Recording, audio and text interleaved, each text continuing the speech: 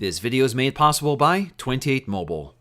Hey guys, Mike here, the Detroit Board, with a look at LG's G3, the new flagship for 2014, sporting a 5.5-inch QHD display, which crushes the resolution of a full HD display with 1440 by 2560. That gives us a pixel density of 538. That's one of the most pixel dense displays you can buy right now, which makes this a really compelling device to take a look at. So this also has a 13 megapixel rear-facing camera, which does have optical image stabilization with laser autofocus, which we're going to demonstrate here. We also have a 2.1 megapixel front-facing camera, which has some interesting features as well. Now again, this camera does record 4K video. This has a 3000 milliamp hour battery, has a Snapdragon 801 processor clocked at 2.5 gigahertz. Of course, that is a quad-core processor, and has 2 or 3 gigs of RAM, and that is dependent on the internal storage you chose. 16 gigs get you 2 gigs of RAM, 32 gigs get you 3 gigs of RAM. All right, so let's go ahead and lift the lid and take a look here.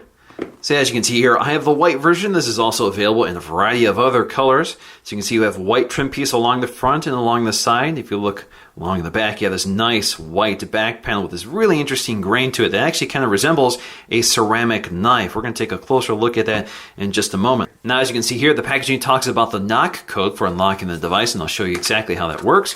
We have some literature which is in Korean. Now, they do have reference to the Quick Circle case, which I hope to review later, which is kind of a neat accessory for the LG G3. So we have a standard white micro USB 2 cable, no USB 3 here. We have a pair of headsets, Quad Beats 2, which are in-ear headsets, which includes a microphone, inline controllers, and all those sort of features, along with replacement ear tips, as you can see here. We also have our wall adapter. This is the Korean wall adapter, which I cannot use. And then we have a power charging cradle. So they do include 2 batteries in here. So you get 2 batteries with your Korean phone. This is not common elsewhere in the world, but Korean phones tend to include 2 batteries. So these are 3000 milliamp hour batteries. And they include this little charger and cradle here. So as you can see here, you plug in your power supply, slip in your battery, and you can rest your phone right in that cradle. All right, so let's go ahead and peel off the plastic on the LG G3. We also have plenty of plastic surrounding the bezels. And we also have a little plastic around our buttons on the back here. All right, so let's take a close look at the design of the LG G3. As you can see back here, we have those back keys, which are familiar from the LG G2. These have been redesigned. You can see now that they're not only flush, they're actually recessed this time. They no longer integrate the LED notification light in the power button. That's the power button at the center. We also have our volume keys up and down, and these do have dual purposes, which I'll explore later when we talk about the software. Now on the back, we have our 13 megapixel camera with optical image stabilization and 4K video. We have a dual color LED flash for more accurately lighting the scene with a cooler or warmer color depending on what the scene demands. Now we also have our laser autofocusing mechanism, which uses an invisible laser to read the distance of subjects. So instead of using a contrast-based mechanism in order to focus the subject, instead it uses this laser light. So it doesn't need light in order to focus. So in night conditions or dark conditions, you're able to focus without a lot of light around. So this gives you faster focus and much more accurate focus. Now along the bottom, you can see that we have this floating arc design. This is LG's terminology. So it gives you kind of this curved design. We have a headphone jack, a microphone, as well as a micro USB charging port. Along the side, not much. Along the other side, not much at all, except for a thumbnail port for popping off the back panel. And that's because all the buttons are on the back of the phone. Now along the top, you'll find an IR LED blaster along with a microphone. And the feature unique to the Korean model is a TV antenna. This is a feature very popular in some Asian countries. So you're able to pull out this full antenna to access your local terrestrial television. Now toward the back, you'll find our single loudspeaker. This is a mono speaker, but it's powered by a 1-watt amp, so it's a little better than average in terms of rear-facing loudspeakers. Now let's go ahead and pop off the back panel so we can install our battery. So as you can see here, we have our NFC antenna built into the back panel with our electrical connections up here. On the back, you can see we have our battery compartment, so let me go ahead and slip this in. So up here, we have our combination micro SD card slot and micro SIM slot. And down below, we'll find our loudspeaker. So all I have to do to put this back on is snap it into place. And it feels pretty secure. So on the top of the device, you can see we have our earpiece. Next to that is the ambient light sensor and proximity sensor, as well as our 2.2 megapixel front-facing camera with a wide-angle lens. We also have our little notification light here. So as you can see here, when I wake it up, it does flash for you. It is multicolored, and you can adjust that under settings, and I'll show you that. So this is running Android 4.4.2, and this does have the knock-on feature. So you can double-tap the screen to wake it up. You can also double-tap to close it or to lock it. And if you're in the device, for example, if you're in a app here, you can double tap the status bar to close it. And if you're on the home screen, you can double tap any blank space to lock it. Now let's take a look at the home screens. You can pinch in and out to see all of them. You can tap on specific ones if you want to select them as your home screen. You can add additional ones. You can trash them as well if you prefer. Takes them out to remove. You can also tap and hold anywhere on the home screen to get to your editor. So we have our apps, so you can drag and drop apps to the home screens. You can drag and drop widgets. And you can set your wallpapers here. So you can see we have gallery, we have live wallpapers and multi-photos, so you can create your own wallpapers by adding additional photos. Now, if you go to apps here, you can drag and drop any one of them just by going up here. And then we can drag and drop this to remove it, or we can go up here to app info. It takes you to this little info page. Now we also have foldering here. So let me go ahead and move this folder to a page where I can work here. So if you tap on this, you can add additional apps by going to this editor. So you can select specific apps from your app drawers. You can tap on them instead of dragging and dropping each app to your folder. You can also resize the folder. So you can see you can resize it to almost fill up the entire home screen. Now if you're in the folder, you can tap to edit the name as well as tap to adjust the color of the background. So for example, if you want white, you can select that or go back to the default like so. Now if you tap and hold on one of these apps, you also get to this little editor. So you can change the icon if you prefer. So you can go with the standard icon or select any one of these other icons or add new icons. Now this also gives me an opportunity to show off LG's design sensibility. So you can see here that all the icons are pretty consistent. They have this kind of drop shadow effect with several light sources with a more toned down color palette. So you can see with these lighter icons, they all have that very similar design scheme. You can see this little dining icon here. If you go to the home screen and take a look at some of the other apps here, the contacts app, the phone app, if we go to other LG apps like the gallery app, the camera app, they all have this very consistent design and color scheme. So overall, the design of the entire user interface is much more toned down, much flatter. And you can also rearrange these items in the dock here. So for example, you can change the positioning of the app drawer. Of course, you can't remove it, but you can reposition it and you can add additional apps. So for example, if you want to add the camera app, and the YouTube app here, you can see it rearranges. That's the maximum number of apps you can fit into the dock. And you can also tap on these little detents here to jump to any one of these home screens. And as you can see here, we have the LG Smart Bulletin Hub. This is where you have things like LG Health and Smart Tips. And you can delete this page or turn it off under settings. And I'll show you that a bit later. So you can tap and hold the home button to activate Google Now. Alternatively, you can also swipe up to access 3 other features such as Quick Memo, and Q Voice, which unfortunately is only in Korean right now, and then of course Google Now. Now Quick Memo is actually a screen grab function. So basically it's an app that grabs the screen of whatever you're working on and allows you to annotate it and take notes. Now we also have our recent apps button. So as you can see here, we have a standard array of recent apps, so you can tap on any one of them to launch them, or as you can see here, we can pinch in and out to change the viewer. So we can see this in a tiled view or in a list view. We also have dual window mode, which we can activate, and I'll show you that a bit later. You can clear all. And then we have some other third-party apps that appear in this tray. I think this is actually a carrier setting. I actually had to delete a bunch of these apps in order to get rid of them, but I couldn't get rid of all of them. Now, when you're in this recent apps mode, you can tap and hold on any one of these items to remove it from the list or go to app info. You can also swipe on any one of them to close them or tap on them to activate them. Now you can also tap and hold the Recent Apps button to get to settings. So for example, on the home screen, I have my settings control panel for the home screen. But if I'm in Chrome, this brings up the settings control panel for Chrome. Now if you tap and hold the back button, it gets you to the dual window mode. So the dual window mode allows you to open up 2 apps at once in a side-by-side viewer. So for example, I can open up Chrome and YouTube. So now I can watch a video in one window while browsing the web in another. So as you can see here, when I tap on them, I can resize the specific window here. This tab also kind of moves around when you tap and hold on it. But basically, that's all there is to it. You can also operate the back button inside your window here.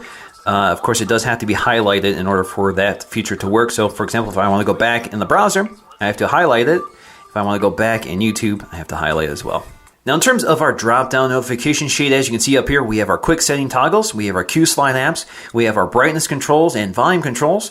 If you go to our gear setting up here, you can see that we have more volume controls, so we can independently control our volume settings as well. And then we have all of our notifications down here with this big red clear button to clear them all. You can also quickly jump to your settings panel up here, and the settings panel actually has several options here. So you can switch to a tab viewer, or you can switch to a list view, which is actually what I prefer. Now, in terms of these Q slide apps, they're LG apps that basically hover over whatever you're doing. So, for example, we have an internet browser Q slide app. So you can see we have a floating window here, which stays floating on top, allows us to do other things in the background. We can change the transparency. We can also resize it.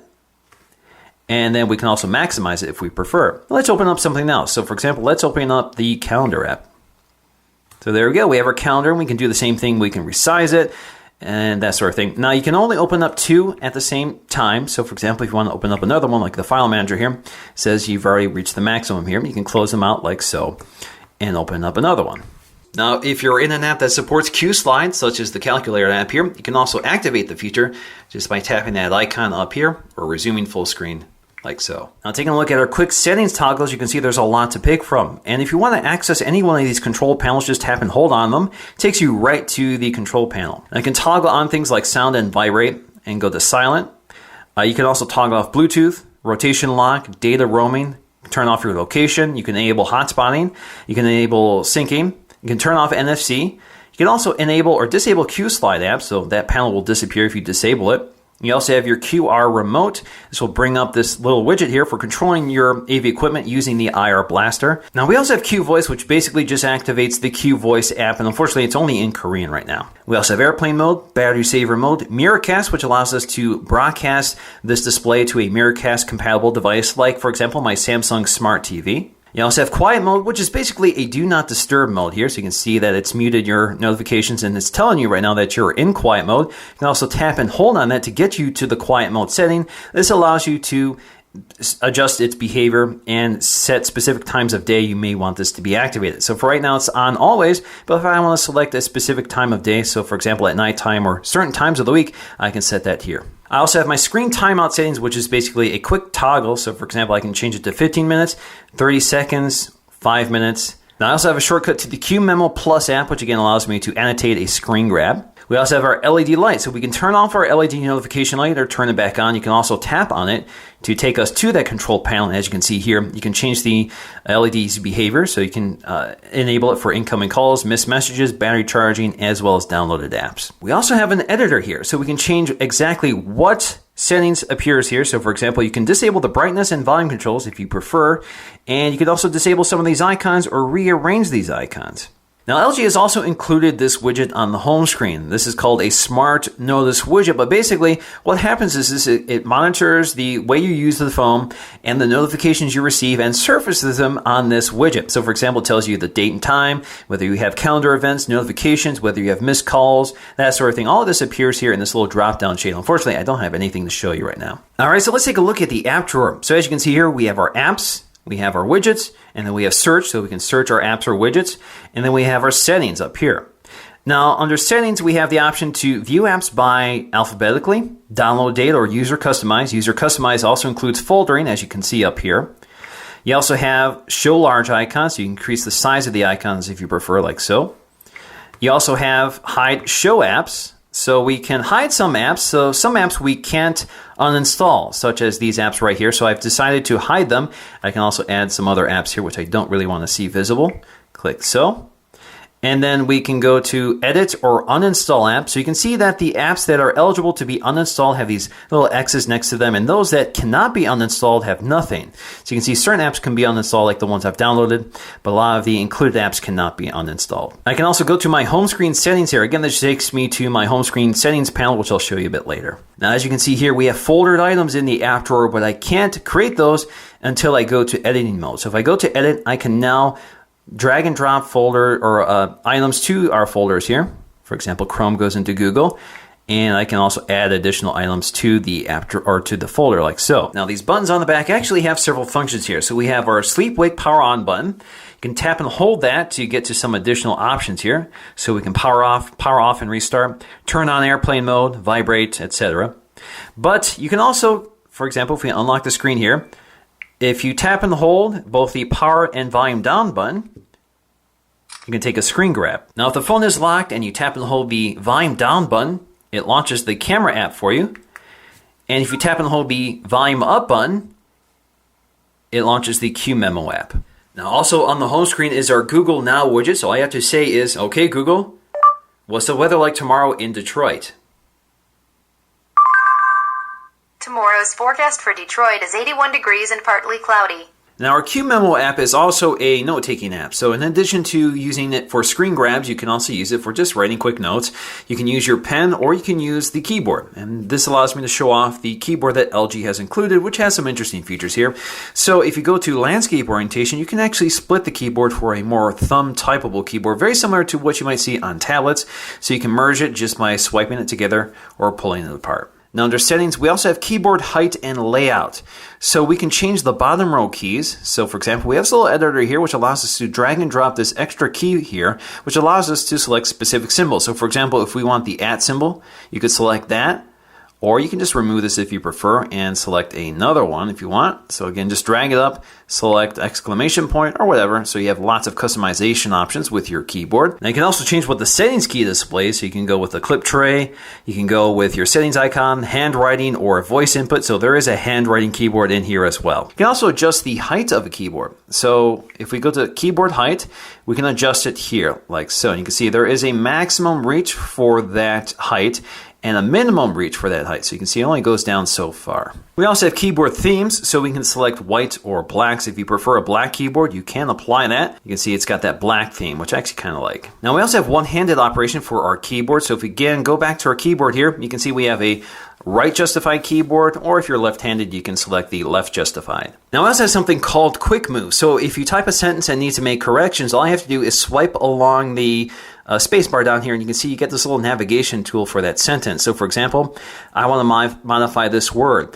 Now, it automatically detects what I intended to type here, which was quick, automatically updates it for me. I can also go to mouse here and change it to move. Again, it sees I intended to type move and corrects it for me. So a really nice utility. Now another major new feature here is available under settings and specifically under our lock screen settings. This is the knock code. So that's available under our security settings. So let's go ahead and select knock code. So I'm just going to do a very simple one here. Continue. So you can enter 3 to 8 taps. The more you have in there, the more secure it is. And then we have to select a passcode here. So now if I go to my lock screen, I can unlock it just by tapping the screen in that pattern. And I actually can do it anywhere on the lock screen. I can do it up here. I can do it down here. And there we go, works pretty well. Now if you enter in the wrong passcode, you can see you get a red LED. Let me show you that again. So again, it's reading the code and letting you know that it was incorrectly entered. So let's go ahead and select the right one here. There you go. Now, typically, I don't really talk about the messaging app, but there's a few interesting things they've done here. So if we go to our settings, you can see that we have conversation theme. So this allows us to adjust the wallpaper of the messaging app. You can also adjust the style of the bubbles here. So you can see there's quite a few really interesting ones. Some are kind of like clouds, some look like animals, some look like cartoons. So you get the idea here. So there's a lot of options here. You can also select a background from either your camera or your existing gallery. So let me go ahead and select one from my photo gallery. So let's just select these irises here. And there we go. So our background is now this image. Now let's take a look at our settings panel, and you can see that by default we get this tab viewer, but I prefer a list view, which you can edit up here. So you can switch to the list view, click OK. So now you have a continuous list, which is still broken down by those tabs. So under our call settings panel, you can see there's a lot going on here. We do have HD voice, so if your carrier supports HD voice, so does the phone. We also have our call reject options. So if you select on, you can reject certain calls from a list or reject all calls. Now, you can go to this list here to add numbers to a list. So if you just want to automatically reject those phone numbers, you can.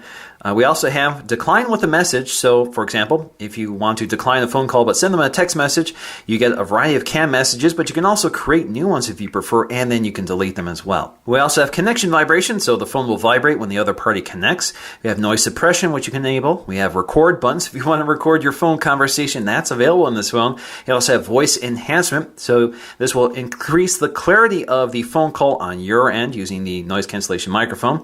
We also have HD voice quality, so you can select the default mode, clean or soft, so it changes the equalization. Now we can also save unknown numbers when we place a phone call. We can also use the power key as the button to end phone calls. Now under Share and Connect, we have things like NFC technology, which we can turn on and off, Smart Share Beam, Media Server, so this allows us to share this device's content with other DLNA certified devices like an AV receiver.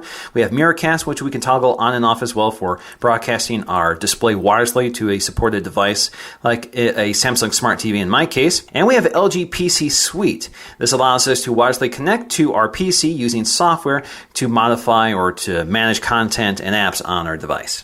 Now under sound, we have the standard array of options, our volume, our tones, our ringtones, our text tones. But what I really want to show you here is that you do have the option for the phone to read back caller ID information or messages automatically. So you can enable this and it will automatically speak to you. So under display, we have our standard array of settings, brightness, screen timeout, the screen off effect. You can see that the Retro TV is the defaulted one, but we also have black hole and fade out. We have font type, which you can change. I actually like the standard font. You can see the font they're using here, New Smart Gothic. We also have font size, which we can adjust, Smart Screen. So this does have a Smart Stay technology, very similar to Samsung. So basically the camera is watching for the presence of your eyes. So if you're looking at the display, it will prevent the screen from going to sleep. And if not, you'll get a little notification in the status bar up here that lets you know that it's about to turn off. Now we can also adjust our home touch buttons here. So we can adjust the button combination like so. So for example, we have notifications, Q Memo Plus, Q Slide, and dual window mode. And basically all we have to do is drag them up here, and we can also reposition them. And you can see that we have a limited number that we can add. So if we try adding additional ones, they'll bump them out of the way. You can also select the color of the home touch button. So you can see white is actually the default here, but you also have white with gradation. You can see it changes that down here right away. You can also go with black, and you can also go with black with gradation. Now we also have the option to hide the home touch buttons in certain apps. So for example, if we're in Chrome here, if we go to Chrome now, you can see it will hide the touch panel here. And if you want to activate it, just swipe up to get to it. We also have one-handed operation, which works for the dial keypad, the LG keyboard, and the lock screen keyboard. Under storage, you can see that this one comes with 32 gigs of storage. I have about 21 left. I've already recorded some 4K videos, so you can see I've recorded maybe 1 gig of videos and photos already. I haven't downloaded many apps, so this is pretty much what comes with the phone. So add another gig to that, and you got about 22 gigs. You also can select your default messages app, so either you have Hangouts or the defaulted messaging app. You also have your apps. So here you can manage your apps. You have your downloaded apps, apps on the SD card, apps that are running in the background. It has to populate that list. You can see how much RAM it's using right now. So on the 3 gigs, we're up to 2 gigs of RAM in use. And we also have guest mode, which is very interesting here. So all I have to do is activate this feature.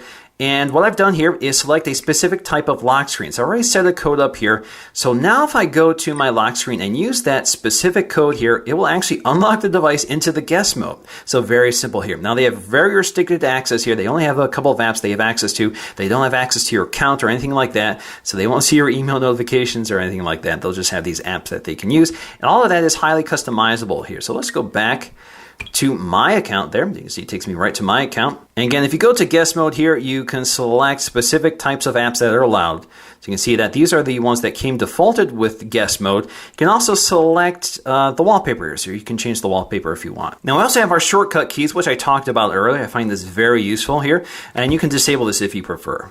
Now under battery, you see our settings panel here, which allows us to enable the battery percentage icon in the status bar up here. That's off by default. You can see that at 66%, it's estimating we have about 6 hours and 56 minutes of life left. You can also enable battery saver mode, which will activate at 30%. Now if you tap on it, you get to more settings here. So you can enable the behavior of battery saver mode when it activates. So for example, you can turn off NFC or enable NFC under battery saver mode. You can also select specific settings here for brightness control. So you can see that by default, it dials back down to 20% brightness, but you can adjust that as well. You also have your screen timeout settings. All of that is customized here. Now we also have smart cleaning, which will free up space on your device by eliminating temporary files that may not be needed. Now in terms of our benchmarking, you can see that the LG G3 bests all the other top-end Android phones right now, at least in the single-core score. There's a little more variation in the multi-core score, especially when you have phones that are running 8 cores versus 4 cores. All right, so let's take a look at the camera app, which is again using laser autofocus to meter a scene. In fact, as you can see here, when I move it around, it's quickly refocusing, and you can see all the points that it's metering here. So you have a nice multi-point metering system here going on. So it completely reads the scene for both focus, depth of field, and that sort of thing. Now let's go ahead and take some photographs. So you can see it takes a photograph. You can record video. You can pause recording and you can resume it. And you can also take photos while recording video. You can stop that. And of course, you can pinch in and out. You can switch between the front-facing and rear-facing camera. Now, when you're in the selfie camera, there's a few interesting options here. So if you enable flash, you can see it actually surrounds the camera or the display with this pink color to light the face. But a really interesting feature here is that if you hold up your hand, make a fist, starts a countdown timer. Takes the photograph. And again, if you enable the flash here, I can show you the difference here. Now, as I said, this is also a 4K camera. You can change the resolution of both the still camera and video camera by going right here. So you can see you have the video camera settings right here. So you have slow motion at 120 frames per second, all the way up to ultra high definition. And you can go from 13 megapixels to 10 megapixels, 9, 3, etc. on the camera side. Now, under mode, you have several settings here, including dual mode, which allows you to record with both cameras at the same time. So you can reposition this. You can tap and hold on it to resize it. Or you can tap on the thumbnail to switch between the front-facing and rear-facing camera. You also have this little drop-down here for example, you can do the split view, side-by-side viewer, fisheye, star-shaped, heart-shaped, instant, oval blur, stamp, windows. You can see lots of options here. Now, we also have panorama and magic focus, so let's talk about that. So when you take a magic focus image, you can see it's actually taking several photos at once. So now if we go to that image here, basically what it has done is taking several photos in focus and out of focus, and you can dial back and select the image you want. All right, so let's talk about the strengths and weaknesses of the LG G3. Of course, I think the biggest one is going to be this display. 5.5 inches, which is basically edge to edge, basically fills up the entire front of the device. So although we have this very large display, the overall device dimensions are fairly compact and comparable to similar devices like the GS5 or the HTC One M8. It is a bit wider, but you're also getting that display that is very sharp. 538 pixels per inch, beating the mid 400 pixels per inch of the other devices like the GS5 and HTC One M8, and a big jump from the 326 ppi in the very small 4-inch iPhone 5S. Now, with all those pixels, you get really sharp text because it is rendered by the device. Now, not everything appears sharp on here. You can't really take advantage of it. So UI elements like the icons, the wallpapers, that sort of thing are scaled up to the resolution here. But not all elements have this resolution. So if you are browsing on the web, images and graphics and icons and that sort of thing won't necessarily look sharper on this display. But certainly text will, and the overall user interface looks really sharp. Now, my only real complaint here is brightness. It's not as bright as the HTC One M8 or the iPhone 5S. So visibility outdoors is a little reduced. Now, the next big feature here seems like a gimmick, but I think it makes a huge impact, and that's the laser autofocus. This allows the camera to see the subjects in the scene without the aid of light. So this means in a dark setting, you can get really accurate and sharp focus. Now, generally, camera quality is pretty good. With optical image stabilization, you're able to get sharp video and sharp images in any sort of lighting conditions. Now, my only real complaint with the camera is that it tends to flatten the image, so it's a little overexposed. There's not as much contrast as I like to see, but generally, color accuracy is pretty good. Now, LG has also paid a lot of attention to the design of the user interface. I think it's really paid off here. This is one of the best looking skins I've seen on Android. I definitely prefer stock, but in this case, LG has given us a much more unified theme, I think a more appealing font, a nice color palette, and overall just a much more simple and consistent experience that you really don't see on other Android skins. Now, although the LG G3 doesn't have front-facing speakers like the HTC One M8 or the Sony Xperia Z2, it does have a pretty loud rear-facing speaker, which is pretty clear. Now, like most rear-facing speakers, it is prone to positional distortion, so it sounds different depending on how you're holding it, whether you're holding it in your hand and kind of muffling the speaker in your palm, or placing it on a table, or holding it with two hands in landscape orientation, so it tends to distort a bit under those circumstances. Now, the speaker at maximum volume tends to blow out, so maybe the amp is a little too strong for the quality of the speaker they've included. Now, the G3 also seems to be prone to overheating. So for example, I was recording some 4K video this weekend, and during that recording session, the device actually shut down the camera and told me it was overheating and needed to cool down, so it couldn't record my video.